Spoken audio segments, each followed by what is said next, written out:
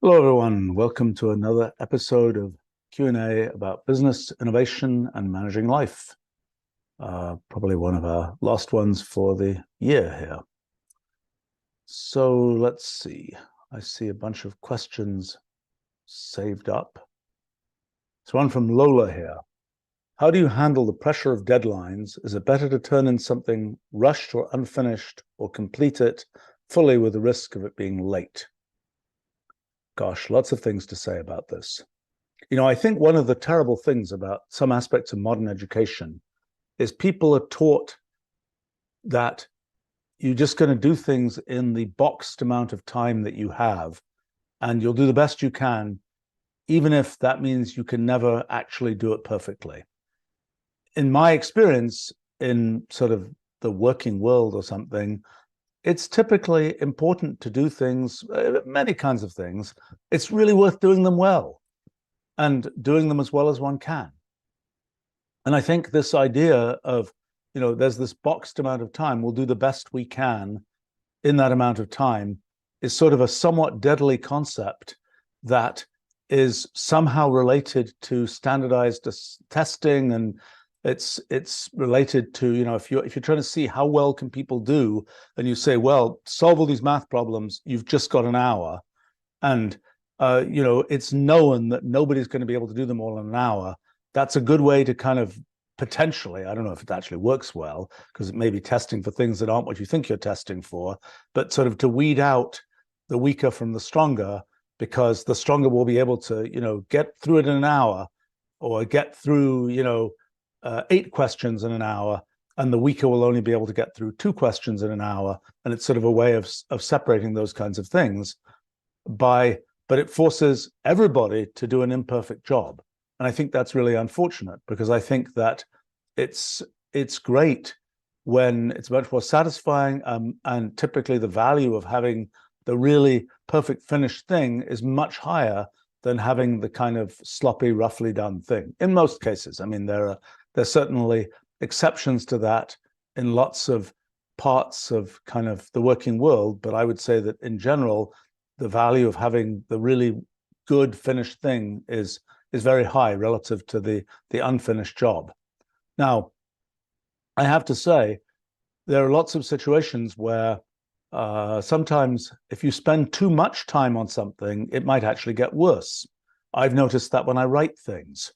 If I try and write something and then I revise it and I write it again, the thing started off potentially, when I wrote it the first time, comparatively quickly, it had life to it.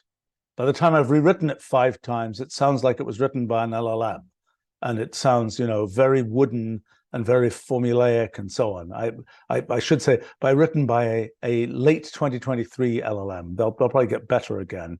I think they've been kind of forced into a state of somewhat formulaic, kind of don't say anything wrong type, or don't say anything that might offend people type setup.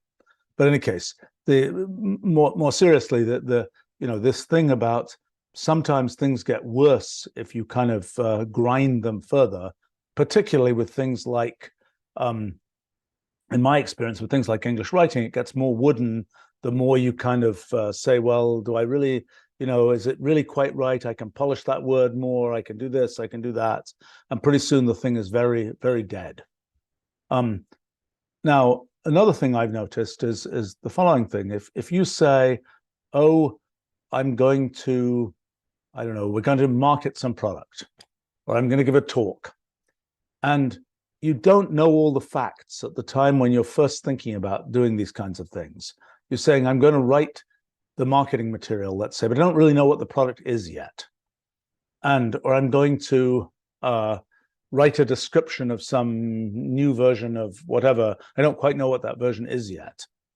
Well, you can start writing it, but realistically, you're going to waste your time, because it's only at the point where everything's sort of come together that you know what you want to say. Same thing can happen, in my experience, with giving talks. You say, I'm going to figure out this talk. I'm going to prepare it very carefully. And then you show up and you see the audience and you realize, oh my gosh, or you show up an event and you see what something about the nature of the audience, you say, oh my gosh, this thing that I so carefully prepared, it just doesn't fit.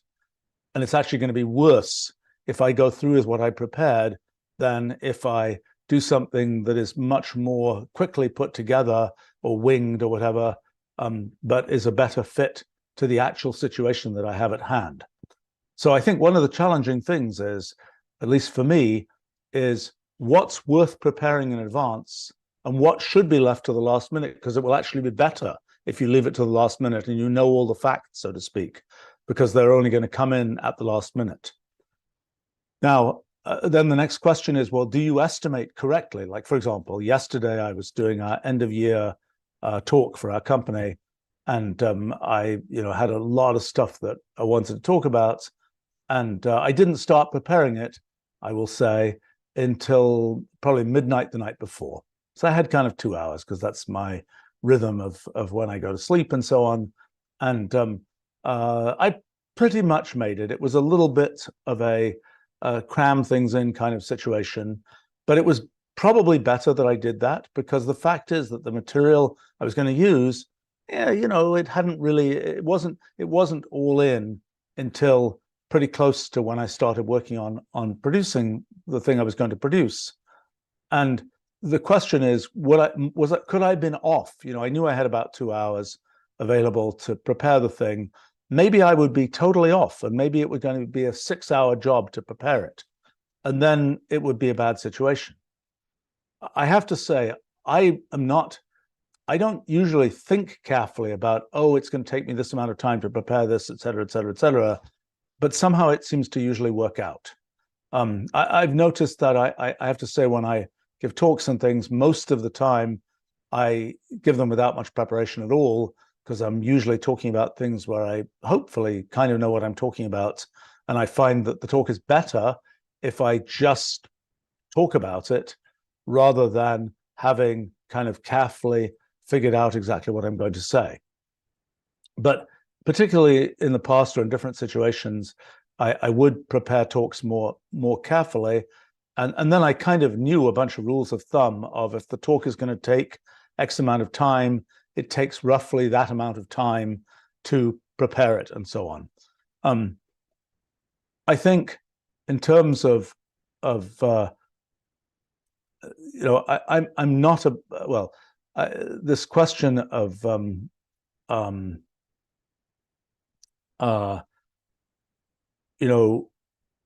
I think the original question was, is it better to rush and make sure you get it in on time versus to do it carefully and be late? It depends on what you're doing. If you're giving a talk at time X, you're going to be on giving that talk at time X, and whatever you have prepared is what you have. If you're going to be developing some product and it's going to be released to the world, and you didn't yet set up, oh, the announcement date is X and we can't possibly move it, then you might be better off just saying, well, I thought I was going to get it finished by this time, but I'm going to let it go longer because then it's going to be better. I mean, I know with things that I write, for example, I very often will have I'd kind of like to get it done by this time, but unless there's a very specific reason for a deadline, it's kind of more, well, I'll kind of just keep going until I have what I'm satisfied with. I have to say, there are this whole question about things getting done by the time of their deadlines. I have noticed that when there's a long time available to get something done, it's actually much less efficient often, for somebody like me at least, than when there's a pretty short deadline, and or I don't even start working on it until there is a pretty near-term deadline, and then I really concentrate and I really get the thing done. And when it's kind of like, well, I can do a little bit of it here and a little bit of it there, it's much less efficient, because often when you're working on something, at least for me, you eventually get your mind into that thing. It takes a little while to get kind of ramped up for the thing. Once you're ramped up, then it's efficient to work on it. if it's kind of like, well, I'll work on it for half an hour today and an hour tomorrow, et cetera, et cetera, et cetera. Every time you get into it to try and do it, you end up with kind of having this restart period. And it takes you half an hour to get back in gear, and then your time is up, and so on. And what I find is that the value of, for example, when you're doing things like writing, the value of being coherent is much higher than even having a bit more time to do it. This stop-start thing is very bad for producing a coherent result. And I think for me, I tend to have some awareness of, if I've done something and I get into a certain level of state about doing that thing, that state will be preserved for maybe a day or two. I kind of still have sort of remember what I was thinking, and and I can kind of get back to it easily. By the time a week has gone by, that level of state has sort of decayed, and I only kind of remember the bigger features of what was there. Now, if I'm working on projects and reviewing projects and things like that, like I just was doing one today, where I asked at the beginning of the meeting, I said, when did we last look at this project? The answer was a year ago. Well, it turns out I still remembered the big picture points about this project pretty well from a year ago, but the details and what had been said about this or that, I wasn't going to remember. But that was something where I knew there was a certain level of sort of what I could remember about, and a certain level of, well, I'd have to go back and look at notes and things to know what was going on.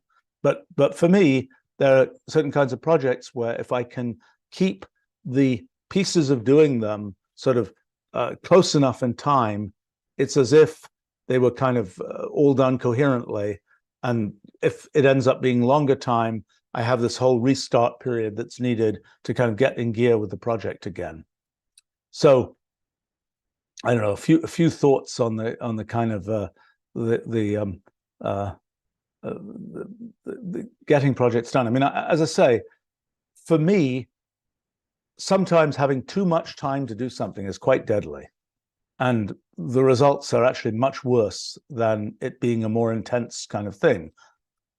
The question of whether you're in a situation where, oh my gosh, I just can't get it together in the time available, for some reason that seems to happen much less often than one might think, given how late I sometimes leave it to get started on things and so on. And I think that's because one has developed some intuitive sense of roughly how long it's going to take, and I don't make that many mistakes in terms of, oh, I've got to start it by this time and so on. A few thoughts anyway.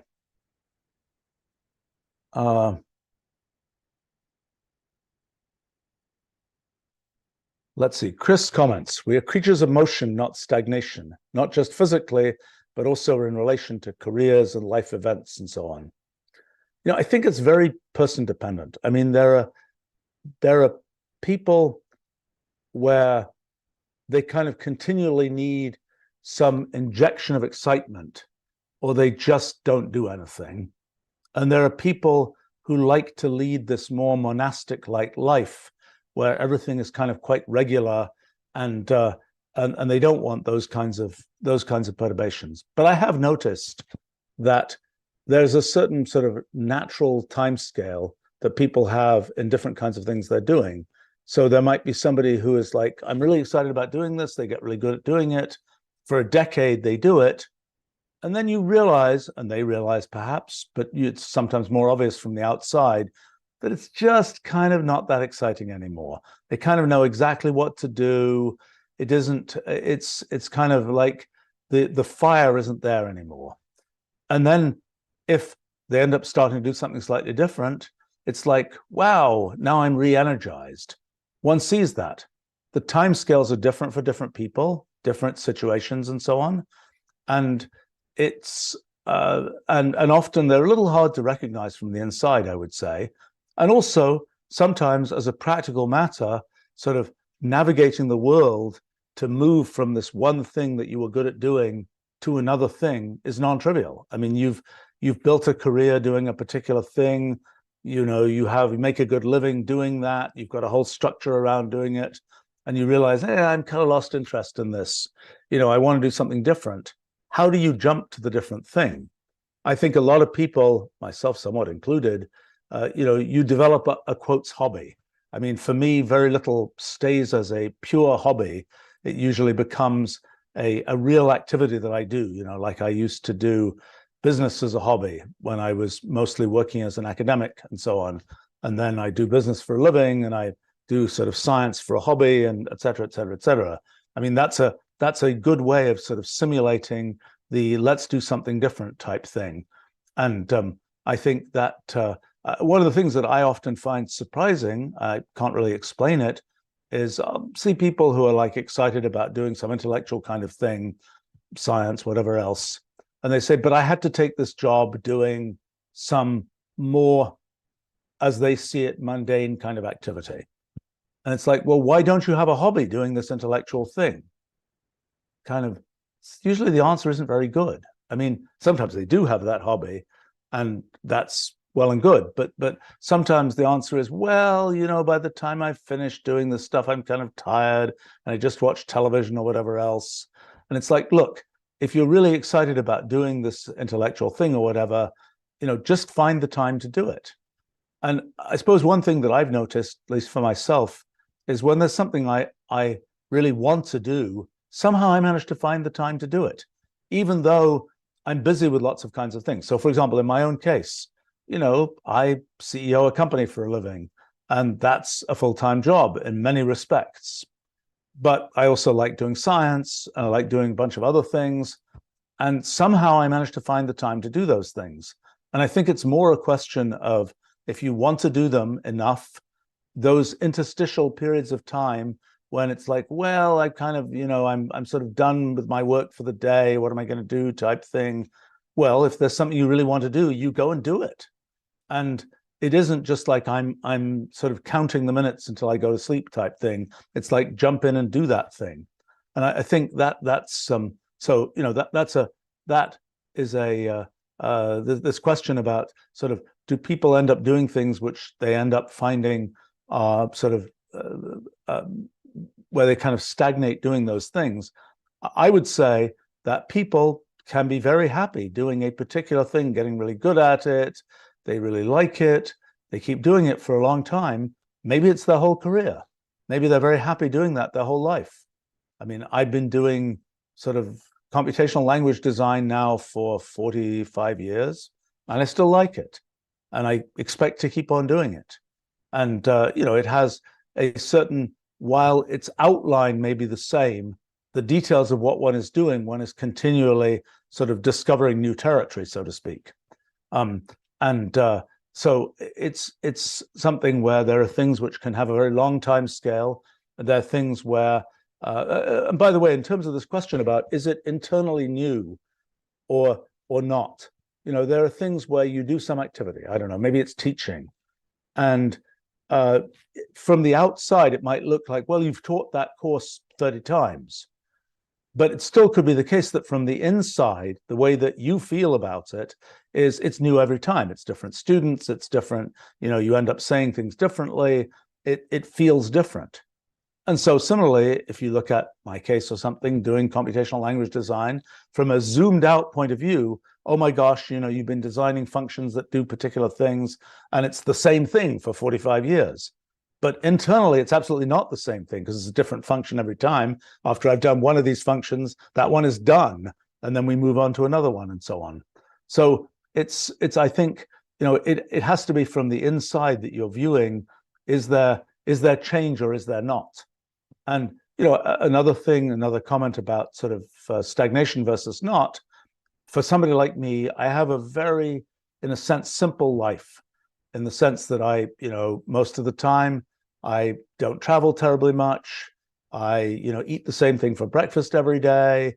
I have the same kind of daily rhythm, et cetera, et cetera, et cetera. But I do very different things, sort of intellectually different days, and I'm doing different projects. And that's the place where I'm getting the kind of the sense of things happening, so to speak, rather than, oh, I'm going to have the excitement of eating a different thing for breakfast different days type thing. Now, I don't know. I've wondered about, for myself, I do a certain amount of traveling and a certain amount of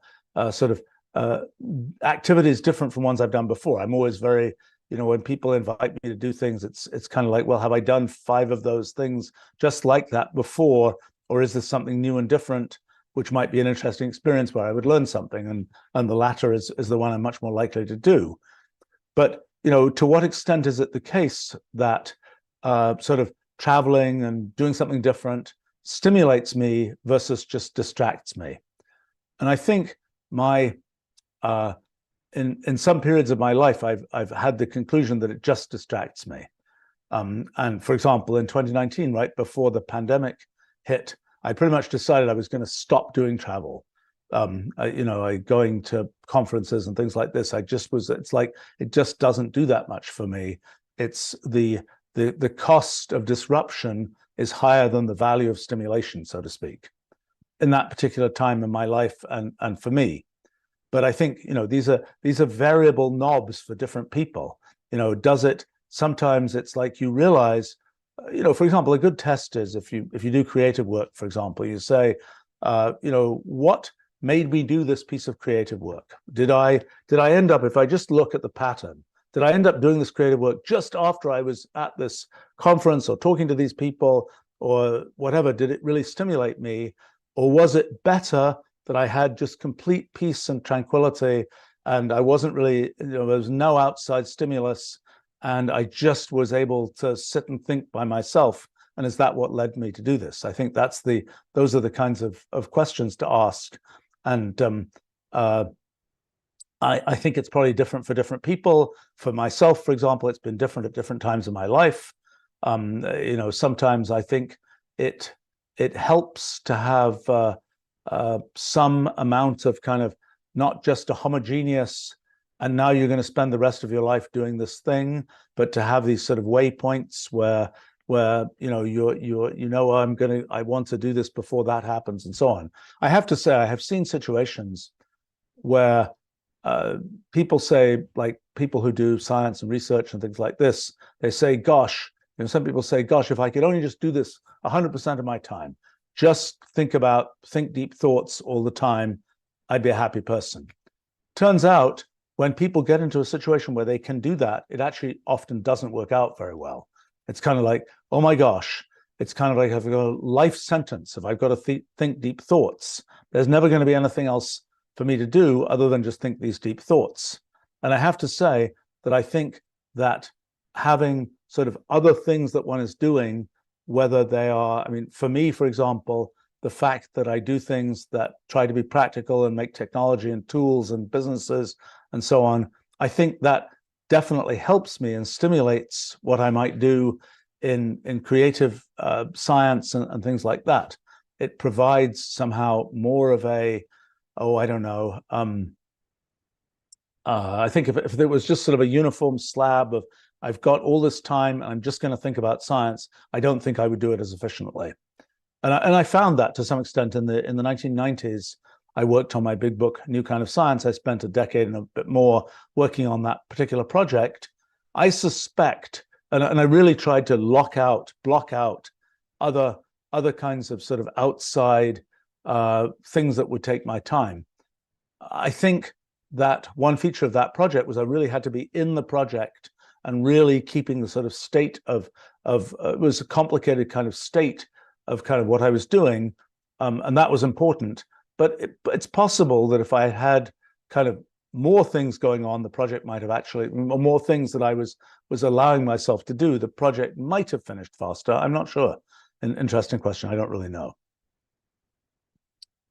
Let's see.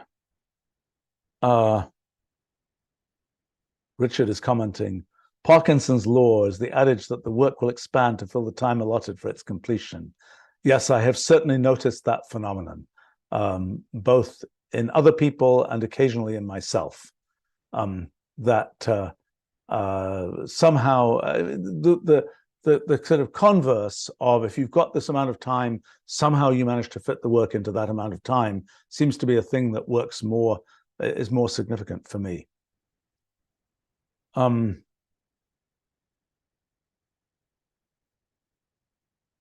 Let's see. A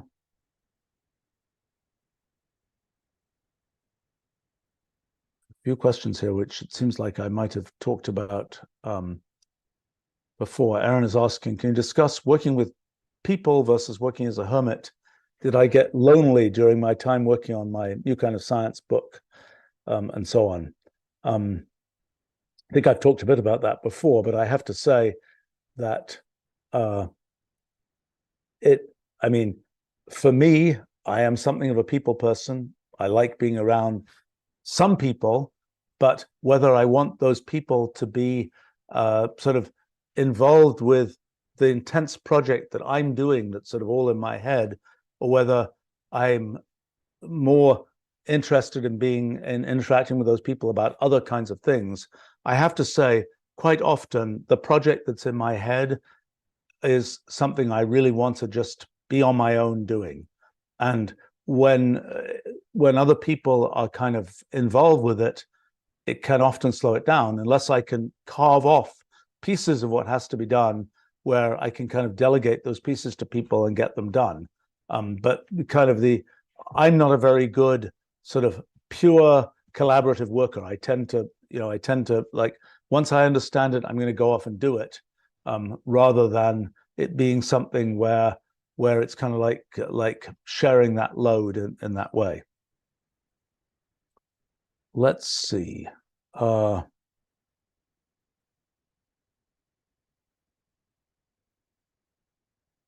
Gosh, Prab is commenting. I learned recently that Ramanujan, when he was in India back in probably 1910 or so, was discouraged from going to Cambridge because crossing the ocean was interpreted as leaving one's identity behind. How to manage this kind of thing? Well, I mean, I grew up in England. I came to the US when I went to graduate school, which I happened to do pretty when I was 18 years old. And I think probably the cultural differences between the US and the UK are probably much smaller than the ones from Ramanujan wasn't coming from that obscure place in India, but probably those cultural differences were significantly larger than the ones I saw. I have to say, I think that for me personally, I was quite attracted to what I perceived as being kind of the American land of opportunity kind of theory of things, as opposed to, at the time, the kind of British, it's all in the past type thing, kind of view of things. So for me, it was kind of like, look, I'm much happier being in a situation where sort of people are thinking about the future, so to speak, because that's what I'm interested in doing. I think it is true that it's certainly the case that there are things where there are sort of features of British life that and ways of talking about things and things people care about and so on, that one, really, if you try and feed those to Americans, so to speak, they'll be like, what are you talking about? It's a different kind of thing. Now, of course, I'm so out of date with my British culture at this point that I'm sure those things, people in England would look at me and say, what are you talking about? And if they were, less than sort of 50 years old or something, they'd just be totally mystified, because those were things that, yes, they were a thing in England in the 1960s, but they're not even a thing there anymore. So, it is the case that there are things where there are kinds of, I don't know, conversations, points of view, things like that one might have, that one can, in the kind of environment in which one grew up, so to speak, one can expect to have people understand those things. You go to a different environment, people don't necessarily understand those things. They might understand different things that you might be more interested in, but they won't necessarily understand those kinds of things. I think there's probably a bigger effect in countries where there is more cultural homogeneity, and where people are like, as soon as you say this, everybody knows you mean that.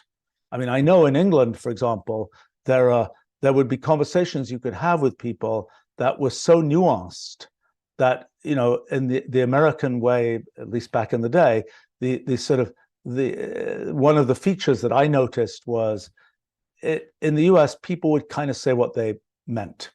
In England, sometimes they would say, well, I just couldn't say. What does that mean? Who knows? And you know, things like this. But if you knew the kind of nuance of British culture, you could tell what that meant. But in the American way of doing it, it was just like, I don't know what you're talking about.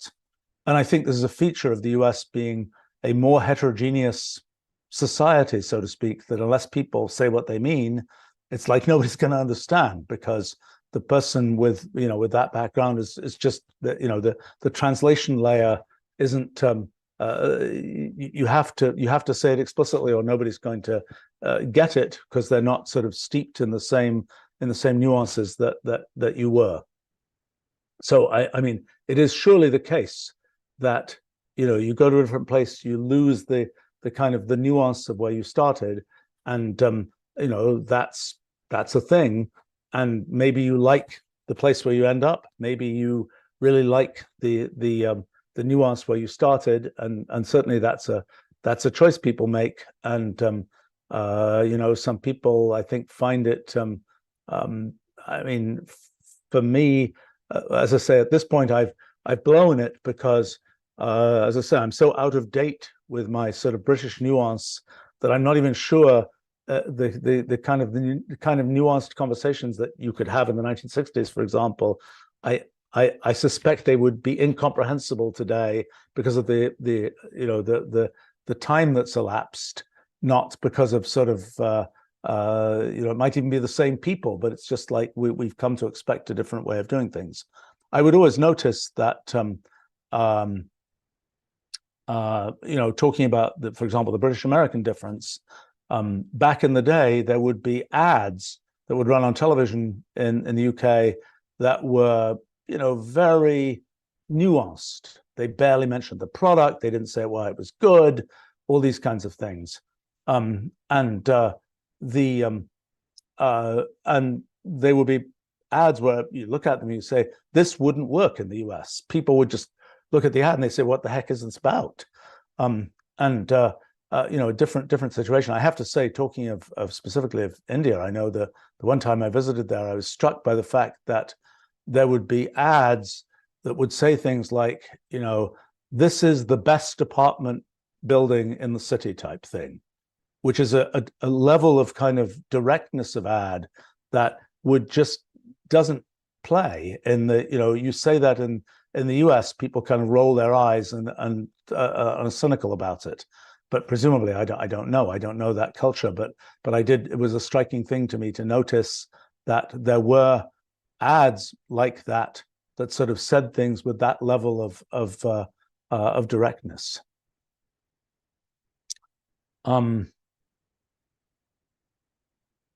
Gosh, let's see.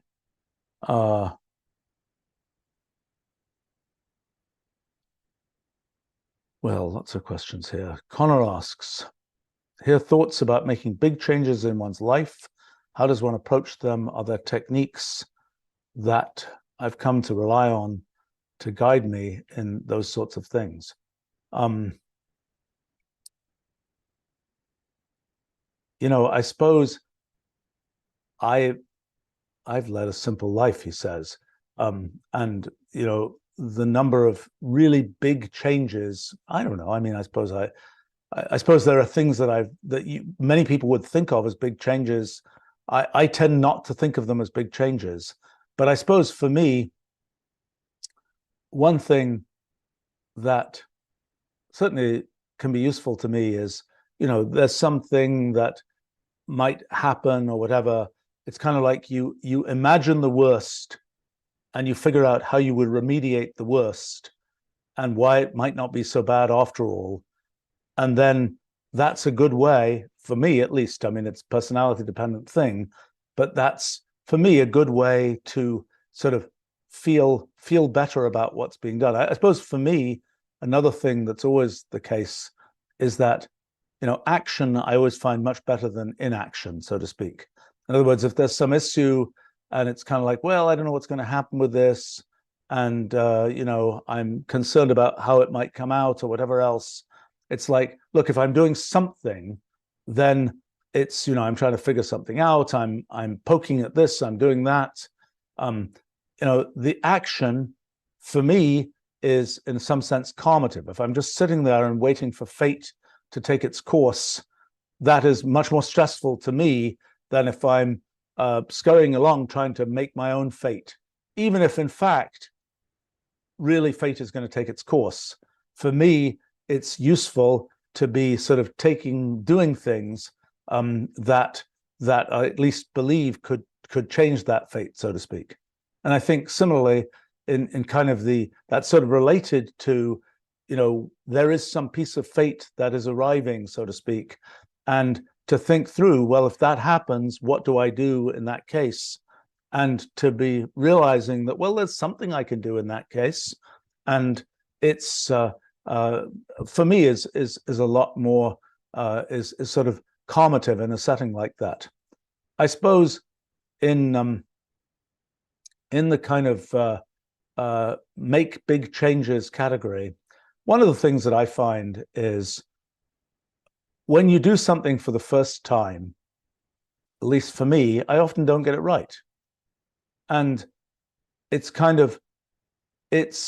so sometimes there are cases where I'll do something and you really only get to do it once. So that's difficult. But there are cases where, for whatever reason, you get to do it more than once. And you realize the second time around, you do it much better than the first time around. I'll give you a big example in my life. I built this system called SMP back in 1979. It was kind of a precursor of Mathematica and Wolfram language. And I built it, worked on it for a few years. Then in 1986, started working on what's our current technology stack. And the fact is, the second time around, I didn't make a bunch of the mistakes that I made the first time around. Same thing could happen in, I don't know, I'm in some setting where I'm dealing with, I don't know, what's a good example? Some situation with people where I'm dealing with a different kind of person than I've dealt with before. I'm dealing with and I realize, I have some conversation or whatever, and I realize afterwards, you know what, there was an obvious thing I could have said or done, and I didn't do it. And that's sort of because I was doing it for the first time. By the time I come back to do it for the second time, I don't make that mistake again. And then I do a better job. So I think it's this question about when you make big changes, if you can be in a situation where you kind of get to try the change. Let's say you're considering, I'm considering moving to place X, right? Maybe you get the opportunity to, well, try it out for, rent a place for a month there or something and try it out and learn, what this neighborhood is actually like or whatever else it is before you jump in and you spend all your money buying that grand, whatever it is, to be there. Because in fact, you'll discover things that were, however much homework you do, you'll end up discovering things sort of on the ground that were not what you expected, not because necessarily the facts you didn't know, but maybe your reaction to the facts was different than you expected. I give an example of that in my life, at least, in designing computational kinds of things. It's like sometimes you're designing some user interface, you're designing some piece of functional design, and you kind of have a theory for what it's going to be like. I've been doing these kinds of things for a really long time, so I've got a lot of experience, and I should be able to say, it's going to feel right, it's going to work, or it's not going to feel right, it's not going to work. But often I'm in a situation where I say, I really don't know. You've got to try it and see. And, I see the same thing with, for example, graphic designers, even very experienced ones. It's, you say, well, I think that should be a brighter shade of green or something. And they'll say, and rather than saying definitively, you're right, you're wrong, they'll just try it. And then everybody will say, well, yeah, okay, that works this way or that way. It's hard to imagine these things, and it's hard to imagine one's reaction to these things. And so I think in the case of sort of life changes, it can be something where if you get a chance to test it and to understand your reaction to that thing, that's a very useful thing. I suppose the same for myself. There are situations where I might be in some situation, like an example for me is, I'll go to some event and I'll be involved in some panel discussion. Okay, so I've learnt I don't do very well in panel discussions.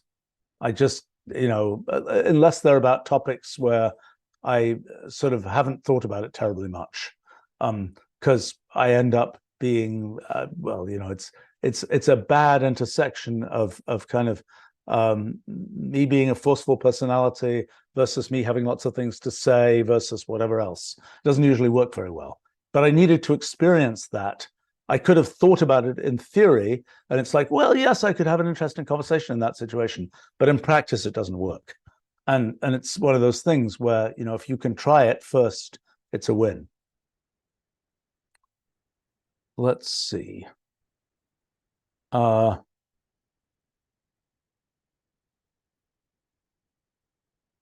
EG asks, is there value to stimulating and inspiring people other than oneself in spite of the delays in one's personal research or other endeavors? Again, I think it's a very person-dependent thing. I mean, for me, when I was younger, I was completely uninterested in education and, or at least I liked explaining things, but I wasn't interested in sort of the process of, for example, for kids or something like that, kind of, seeing education unfold. Just wasn't interested. Even when I was a professor, I wasn't interested in that. I'm sure if my professors had been out and about in those times, I would have gotten some terrible scores. Well, at least for some things. Fortunately, I wasn't a professor of that kind for terribly long. But in any case, the thing that, and later in my life, I have really been very much interested and into education. And I find it stimulating to be around young people, kids, whatever else. They ask interesting questions. They get me to try and express myself in different ways and so on. And I found it very stimulating. I would say that, for example, doing these live streams, I find this fun and stimulating for myself. You could say, well, I take this hour, and instead of spending my time chatting with you all, I could be sitting and trying to figure something out. I'm pretty sure that the time I spend chatting with you all will make it faster for me to do whatever it was that I was trying to figure something out on. Why is that? Somehow, I suppose I've noticed, for me at least, and I think probably for other people, when you get a certain degree of momentum and like you're doing things, you're kind of using your mind, things are happening, that momentum carries through to other things you do. Also, I would say in this particular situation or these kinds of education types of things, it just forces you to think about things you weren't otherwise thinking about. And that often succeeds in unlocking things that you were wondering about where you didn't quite figure it out. And then you try and explain it to someone. I found that a very useful technique when I've sort of understood something and then I try and explain it to someone. And maybe in the extreme case, a kid or something like that. And you realize, and as you're explaining it, kind of the momentum of the explanation gets you to sort of bash through some logjam that you had, and you end up saying something that is a reasonable explanation that you just hadn't internalized before. And so it's really a positive thing. But I mean, for myself, it's I, for whatever reason, find it sort of interesting and stimulating to kind of help other people realize their potential. I don't know, I can't explain from a sort of a theoretical foundational point of view why I like that, but I like that. And even though it, in a sense, sometimes those are people one's mentoring who are part of a company one's running or whatever else, and then I suppose it does have a somewhat direct sort of payback, but in many cases it does not. But I've somehow, I suppose every one of us is built to have certain things they like and certain things they don't. For me, I find that a fulfilling activity that I find personally energizing and personally satisfying, and so on. And I think that different people are different. I mean, I suppose it is a for example, some people, let's talk about, charity, philanthropy, those kinds of things. It's some people say, look, I really like giving money away. It just makes me feel good. I have to say my own experiments on that with myself doesn't do a thing for me. It doesn't, in a case where there is some specific thing that is that, where I say this, if you spend money on this, then something will happen. And I've done that, like the fact that we provide Wolfram Alpha as a free thing in the world is basically a piece of philanthropy. And there are many things like that that I've done, we've done, where it's, look, I'm going to spend some money and we're going to put something out there in the world. And I find it very fulfilling that that thing is out there in the world and lots of people can use it. In the case of when it's like, let me write a check to this charity, and that doesn't happen to do anything for me. For other people, it does, but it doesn't for me. And I think that's that's something that is that's a case where sort of sometimes people have the feeling doing something for someone else is positive, and I find that too. But I find there are some ways of doing that, like mentoring and so on, that I find very personally fulfilling, and there are other ways, like writing a check, that I don't find fulfilling. So I think that and there are things where I could imagine, if somebody said, why don't you sort of help do some manual labor that will help some particular sort of person, whatever else. Not, I don't know, actually, I haven't tested that one for myself. My guess is that would not be a thing that that I would be terribly into, as opposed to, why don't you spend some time trying to help this person sort of unravel their life situation or figure out how they can learn about such and such a thing. And I'll be like, I know that those are things that I find satisfying. So those are more my kind of, and those things help energize the other things that I do. I think somehow that, I think there are things which tend to be common to different people. It's for many people kind of feeling that you're doing something that somehow benefits other people is something that helps sort of justify one's existence for oneself, so to speak. And I think that's true of a great many people, and it manifests in different ways for different people. I don't think one could say that it should manifest the same way for everyone. And that's at least my observation about that.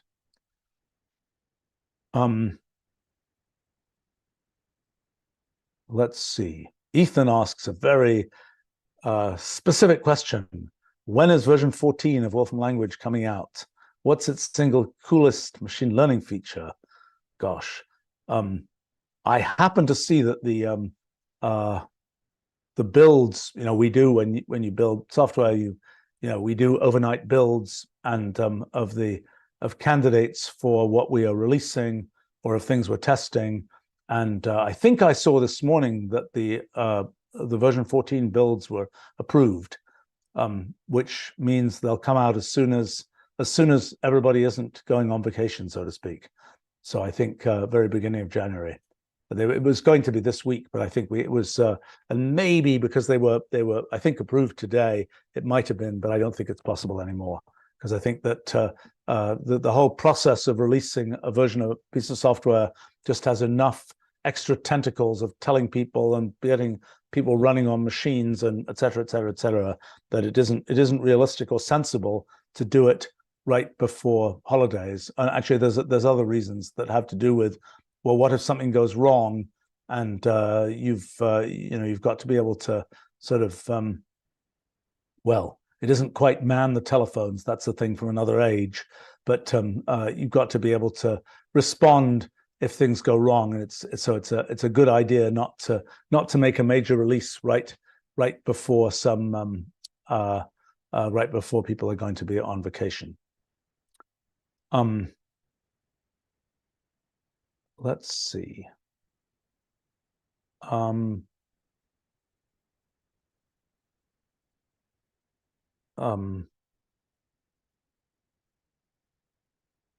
Paula is asking, how do holidays generally affect work life? I don't know. All four of my children are showing up. That's a thing for me. It I think I I uh, I tend to find, because I do sort of a mixture of working with other people and trying to make things happen on products and things like that, together with things that are individual sort of projects that are pretty much just me. It's that rhythm, that balance tends to shift on holiday days versus other days. And I have to say, I suppose it's an admission of something terribly workaholic, but our company, because it's distributed around the world, there are plenty of days where it's like it's a holiday in the US, but it's not a holiday in Europe or Asia or wherever else. And so, okay, on that day, I'm going to concentrate a bunch of work that I'm doing with people in those other places where it isn't a holiday. So that's probably the admission of a workaholic, but that tends to be my point of view. But it's a question of I like my work, so I tend to do it when I can. Let's see.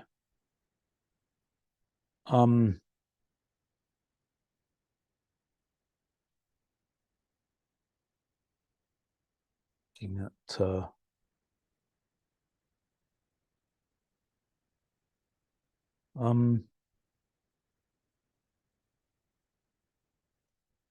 Jamie asks, how do you manage working in a global company? What advice do you have for scheduling around time zones and such? I'm not the one at the front lines doing time zone scheduling. I know that it's often complicated challenges to get sort of to sort of for meetings that we want to have, to sort of get all the right people in the right place at the right time. I have to say, when people end up being, well, I'm going to move to a different part of the world, kind of part of the deal, at least for our company, is, look, you can live wherever you want, but the meetings are going to be at these times and you should show up to them. Clearly, if we knew we're hiring somebody in some other time zone, it's that's a little bit of a different story. I would say that I'm trying to think about my own case here.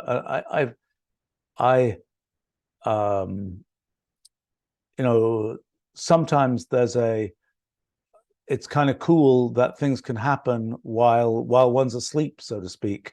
There can be things happening in some other part of the world. By the time one wakes up, something will have been done. I'm not sure that I have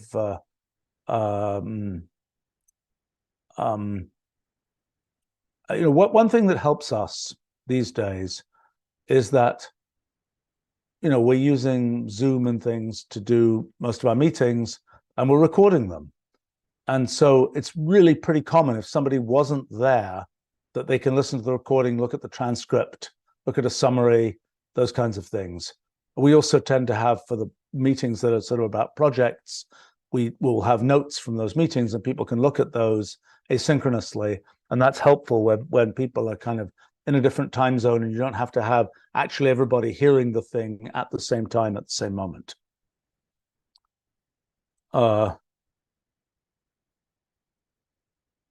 Let's see.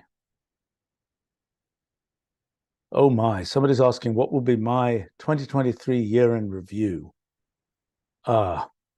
It's actually a thing I'm really bad at. If you ask me what happened in 2023, I know what happened, but I couldn't tell you how it was aligned necessarily with kind of the borders of this particular year. I mean, I have to think a bit to realize that. I mean, I suppose at the beginning of 2023, the AIs were, their spaceship was still a little bit off the ground. It hadn't quite landed. The thing that was happening right around this time last year was the LLMs were landing, and I was thinking quite a bit about what that meant. And so this has been something of an LLM year, although I think at this point, I feel like I understand fairly well what that contributes. And I think I understand fairly well sort of that a lot of the value is in building around that. And there are a lot of big projects that we have that are doing that. And they are, at this point, I would say, much more on the engineering project side of things than on the side of a, so what are we going to build kind of thing.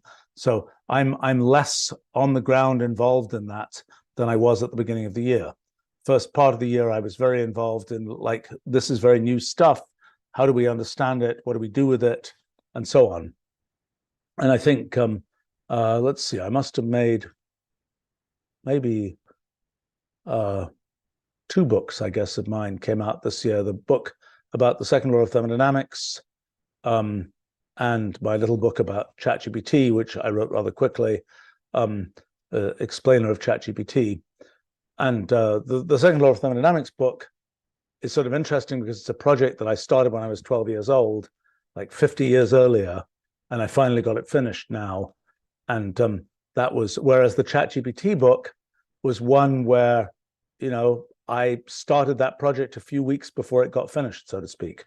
So very, very different timescales, 2 projects, same year, but vastly different timescales. And I would say that for this year, the kind of big picture, I suppose, is for me is pretty cool, because there are a lot of things that I've worked on for a really long time.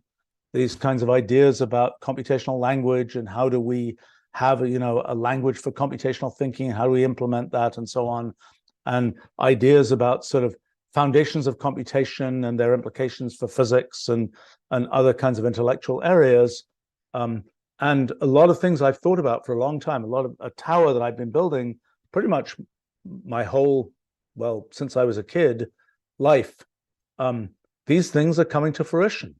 The things that, there was a tower that got built, and now we can see a lot further and reach a lot of things we couldn't reach before.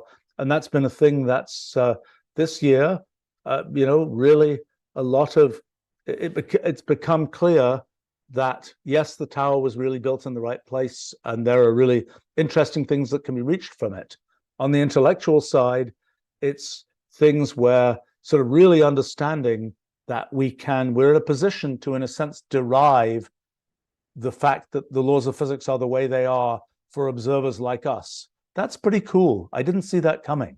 I didn't think there would be a way to derive the laws of physics. I think we thought we would have to discover the laws of physics, not derive the laws of physics. And so that's a pretty significant thing that kind of has lots of sort of philosophical tentacles and so on.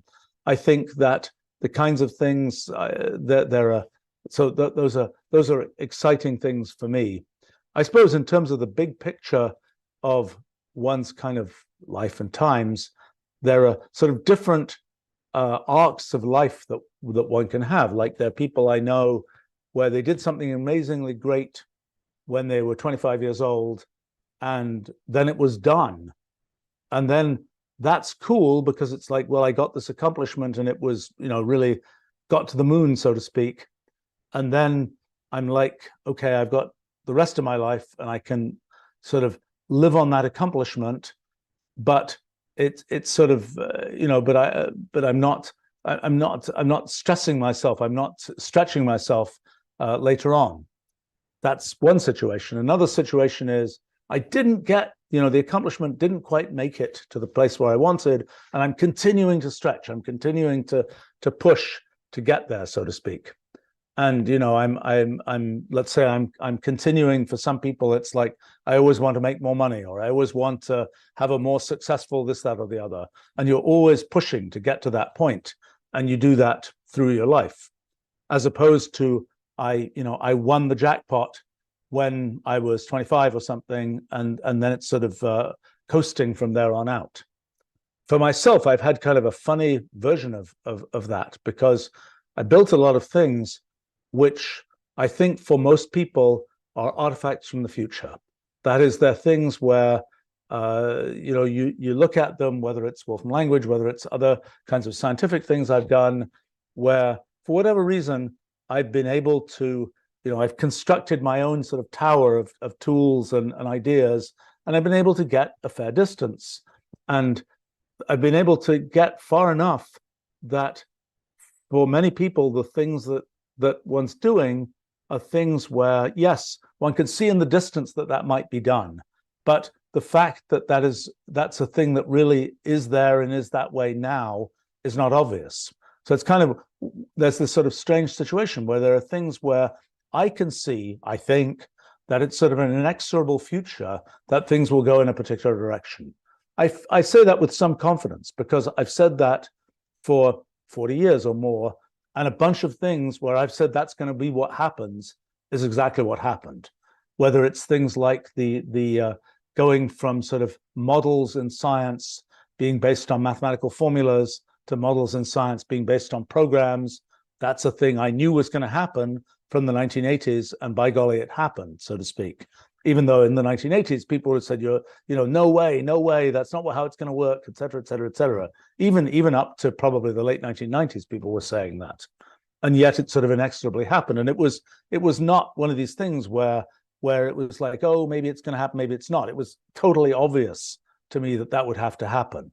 And same with a bunch of other things that I can see, like the whole idea of computational language as a way to sort of formalize the world. It's totally obvious to me that that's the way things are going and will go. But yet, for most people, we're not there yet. There are plenty of people, I'm happy to say, who get it and for whom we are there already, and they're sort of using artifacts from the future. But the vast mass of people don't get that yet. One day they will, but they don't yet. One day might be 50 years from now, I don't know. If we're lucky, maybe it's only 20 years, I don't really know. There'll be a point at which sort of that is the routine thing that gets taught to people and so on. It's sort of the long story here. But the thing that's sort of interesting is one, I could take the point of view, I suppose, that, look, I built these things which are sort of artifacts in the future, just I'm done, it's just wait for the future to happen. For whatever reason, I haven't taken that point of view. I'm always both trying to pull the artifacts from the future into the present, and I'm like, well, it's really cool. I can build these artifacts in the future. Let me build something from the even further future based on what I've been able to do, because it's so cool that I built this kind of tower that allows me to see a bunch of things that, well, I suppose my own personal motivation is mostly I like seeing further, so to speak.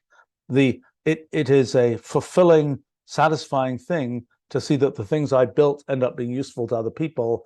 But it is, for me personally, the internal motivation is mostly I want to see further myself. I really like figuring these things out, understanding more for myself. So in the sort of, if you ask about the year in review, so to speak, there's sort of two dynamics. One is how much of the artifacts from the future that have already been built have arrived more in the present, and the other is how much further out in the kind of into the future has one been able to build. And I suppose this year has been pretty good on both of those fronts. And I would say that the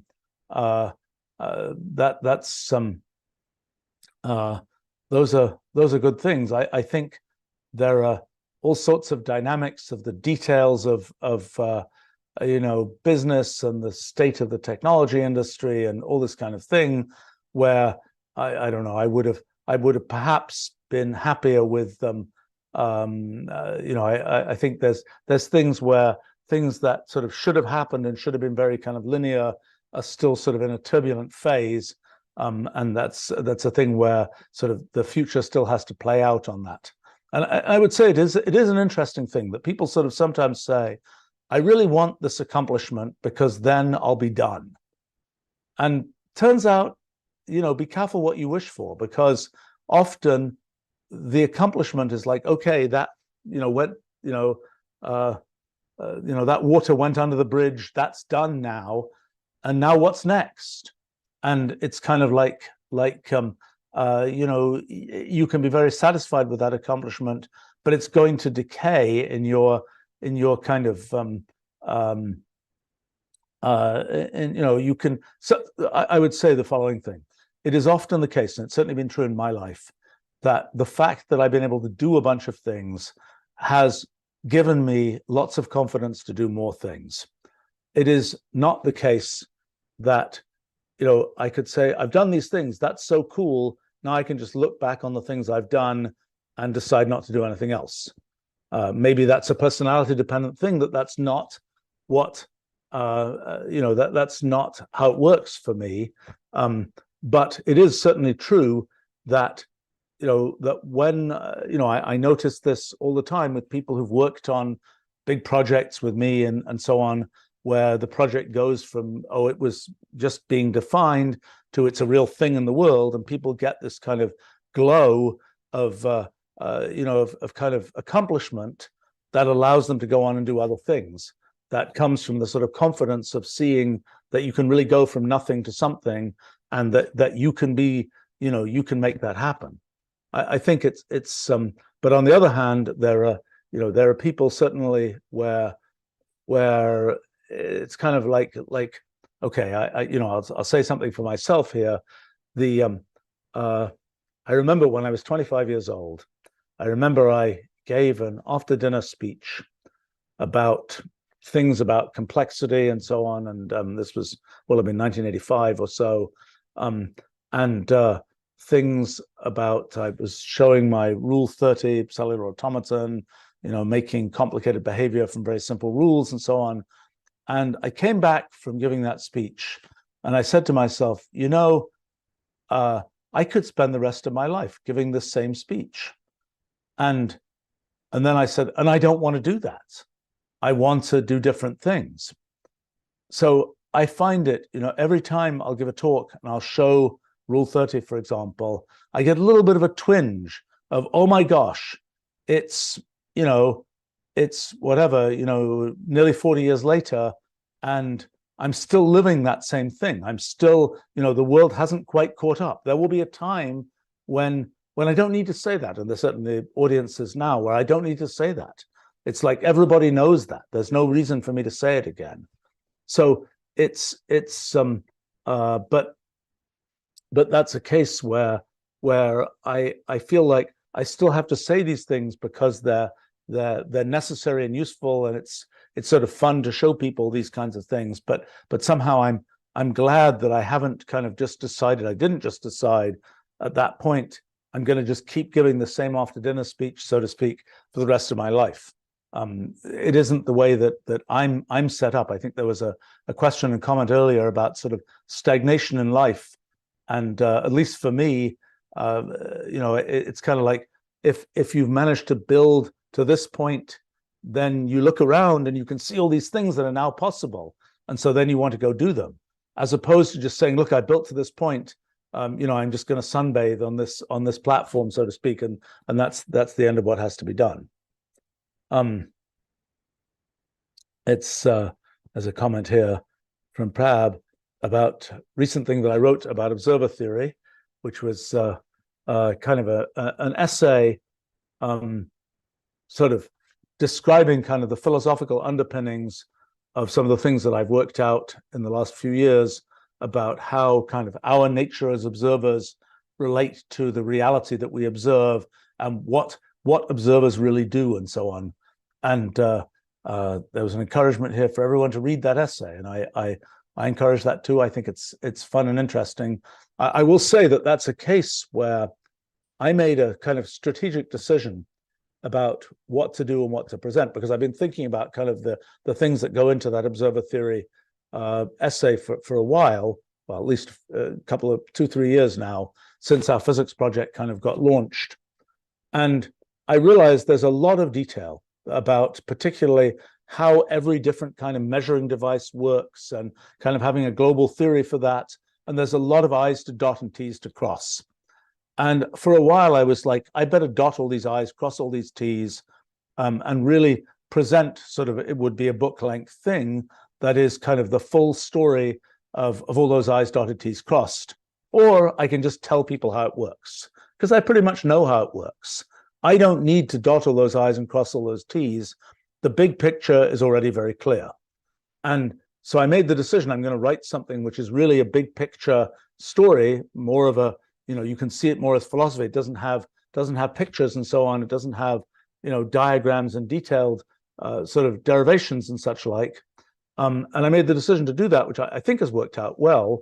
I think it's probably more readable as a result, but it would be my natural tendency to sort of want to dot all those I's and cross all those T's. I decided not to do that because I have a bunch of other projects that are really nipping at, I really need to get started on them. I will say a project that I just started on 2 days ago. Yeah, 3 days ago, I forget. Is a project about, I've talked about computational thinking, and I've talked about kind of the block that people have of how do I conceptualize what I'm trying to figure out in a computational way, and how to get people past that block, how to kind of expose the idea of computational thinking, get people to really, the important part about computational thinking is it actually involves thinking. It's not one of these things where you can sort of mechanize it. The mechanization already happened inside the computer, inside the computational language, inside the work that we've tried to do is about that mechanization. So what you're teaching to people is those aspects of what has to be done that are really about the thinking side of it. And teaching thinking is, I think, very valuable. I think it's also, there's an increasing tendency in education to teach mechanics, not sort of the arbitrary thinking side of it. So anyway, so I set myself the task of writing a book and course and so on about computational thinking, and I just started it. And it's sort of interesting because at first I was a little bit kind of grumbling, actually a lot grumbling. People who know me will have seen about, why am I having to do this? Why haven't people already done this, et cetera, et cetera, et cetera. And I sort of, as I get into it, I realize it's actually a lot harder than I thought, which is not bad. I find it kind of interesting, sort of explaining what is computational thinking, and sort of how does it relate to thinking in general? How does it relate to other kinds of ways to formalize the world? And how do you learn to do it? Do you learn principles of doing it? Do you see examples of doing it? Do you learn facts that contribute to sort of ways of thinking about things? I don't know. It's a mixture of those things. But anyway, I'm right now. I wrote the first section, kind of it's called "What is Computational Thinking?" a very kind of short thing, and I'm now on to a first computational thinking adventure, kind of trying to show sort of from the very theoretical side at first, and now the very practical side. And there's sort of a lot of challenges, like to what extent do you just put computational language, put Wolfram language in there, and just sort of say, not really explain it at first. And that's kind of what I decided to do. It's kind of like the immersion learning of a human language or something. You just start hearing it, you just start seeing it, rather than say step by step how to explain it. When I wrote my book, it was 2016, I think, on elementary introduction to Wolfram language, that was a thing where I did it the other way. I did it, let's really build up from the beginning. And I think that book has been rather successful, actually, for people, where it's really a step-by-step, let's build from the beginning, rather than dive in, here's this thing, here's this idea that I'm expressing, and by the way, there's this piece of computational language that expresses that idea. So anyway, that's not a 2023 story. It got started in 2023. But part of the reason, as I think about projects and so on, part of the reason that kind of the observer theory thing I decided to write as a more sort of philosophical piece, rather than really write the book length, dot the I's, cross the T's, was because I really have a bunch of other projects I want to do. And I don't think, the main points I can make, I know what the results are. It's a question of how much sort of scaffolding do you put in there. I also hope that people will follow up on that observer theory initiative and dot those I's and cross those T's and so on. And there's lots of work to be done there. And there will be things discovered as one goes and digs into those details, things that I didn't see, and things that I think that there are particularly directions about what do observers assume about the world, which I think are very important to understand better. Observers assume about the world things like that they are persistent in time, that we have a single thread of existence, a single thread of experience. We assume that we are more or less localized in space, that we're not at every moment kind of darting around to different places in space. We assume things like that we can do any experiment we want to do, that we have kind of free will to do whatever experiment we want. There are a whole bunch of things that we assume about the world. And as we understand better what we assume about the world, we're going to end up being able to derive things about what our perceived world, our effective laws of physics and so on will be. But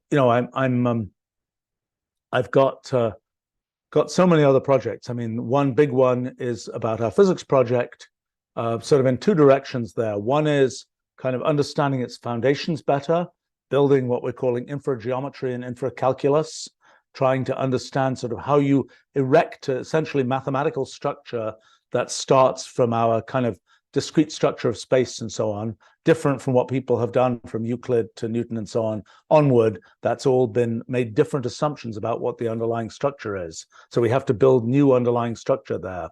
I was kind of, so that's one direction. The other direction is more on the experimental implications side of, okay, so you've got a big telescope. What do you actually look at to find out whether we know what we're talking about and so on? And that's another interesting direction there. And then there are, well, I have a bunch of other projects to do with things about LLM science, but more to sort of extracting more of a kind of the essence of what LLMs have shown is possible in understanding meaning in language and being able to extract that in kind of a symbolic form. There's also, oh gosh, what else is there? There's so much. Well, there's I'm also two areas, biology and economics. Both of them, I'm really pretty sure that the ideas that have emerged in our physics project have really interesting things to say about these areas.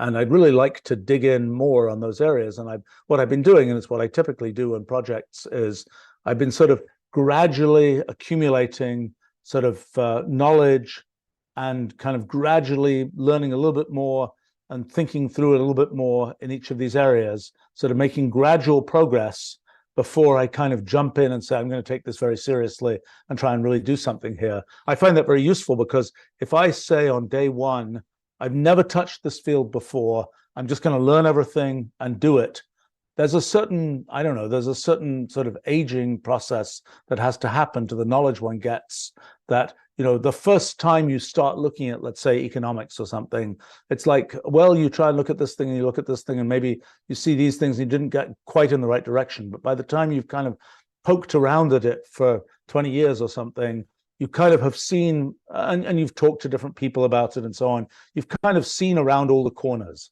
at least a bit. And so that means that when you're really going to dive in and take it seriously, you've got some idea what's behind each of those corners. You know, I notice recently with this observer theory piece, for example, I've been getting, you know, all sorts of messages and things from people, philosophers and cognitive scientists, people like that. And it's a little bit scary to me because people keep on mentioning, do you know about this theory? Do you know about that theory? Do you know about this other theory, et cetera, et cetera, et cetera?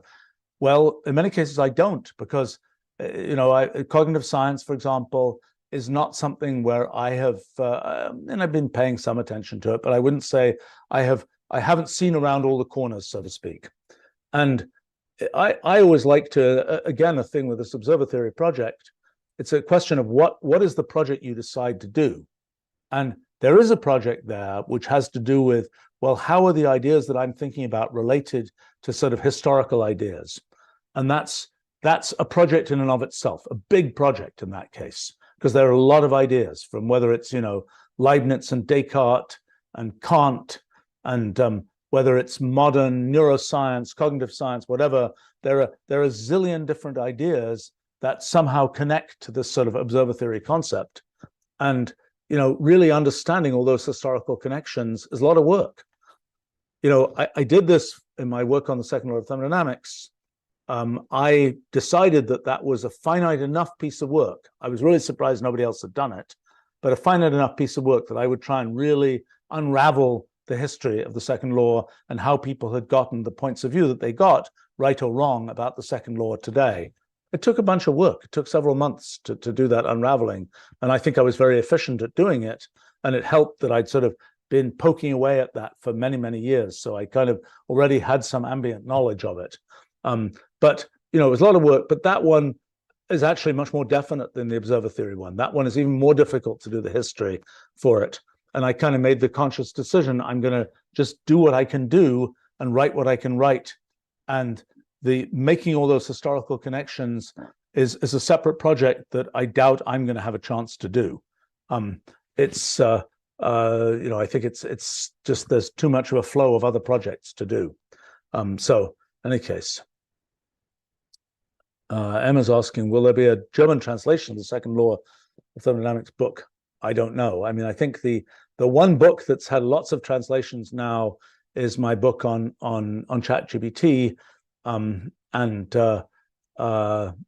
I guess it's a small book and it's a popular topic, and so I think it's in 13 languages or something now, maybe 15.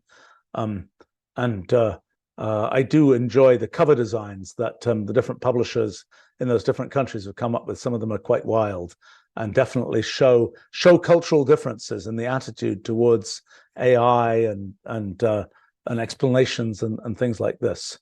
But I think some of these more technical books are both probably more challenging to translate and have smaller markets in these places. I think actually the book I wrote called Idea Makers, which is a historical biography book that I published in 7 years ago now. That's actually getting. I think that just came out in maybe in Chinese, and I think it's getting translated into some other languages. So those are coming into some other languages. Let's see. I think it is time. I'm being told it's time for my next day job activity here. So fun though this is, I probably better go do that. So, well, thanks for joining me, and happy holidays and so on if you're in a place where that's happening at this time of year. And otherwise, I will be doing these. I will be continuing this in 2024, and look forward to chatting with you all again then. Bye for now.